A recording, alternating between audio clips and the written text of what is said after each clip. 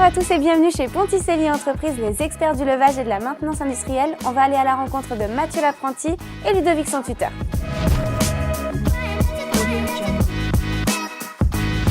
Aujourd'hui, mon apprenti, c'est lui. Alors Mathieu, parle-nous un peu de ton parcours scolaire et ton parcours professionnel. J'ai commencé par les ressources humaines, bac général, un DUT, une licence et un master 2. Et c'est vrai que par la suite, par manque de débouchés, je voulais faire un retour vers des métiers plus opérationnels.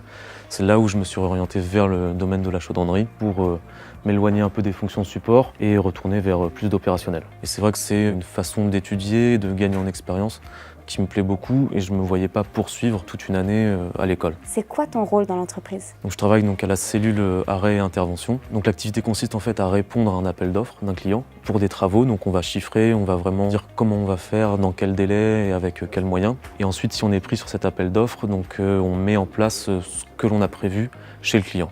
Donc toi, tu es plutôt dans l'atelier ou dans un bureau? Plus en bureau sur la phase de préparation. Et après, quand on est chez le client, là, je suis vraiment entre les deux, entre le suivi de chantier, donc entre le site du client et une activité plus bureau. Quand on a 27 ans et qu'on est en apprentissage, comment ça se passe? Forcément, il y a une petite remise en cause et puis il faut s'adapter aux gens avec qui je suis en classe, par exemple, qui sont beaucoup plus jeunes que moi. On n'est pas forcément tout le temps sur la même longueur d'onde, mais ça se passe bien, on apprend à se connaître. Tu envisages ton avenir comment? Je compte poursuivre sur une licence derrière, si possible au sein de Ponticelli. C'est vrai que les projets, s'ils me plaisent bien, le travail aussi. Le tuteur de Mathieu, c'est Ludovic, c'est lui. Alors Ludovic, qu'est-ce qu'il faut comme qualité pour devenir tuteur? C'est d'être pédagogue déjà avant tout, savoir expliquer les choses clairement, s'adapter à la personne qu'on a en face aussi. À partir de quelle année d'études vous choisissez vos apprentis?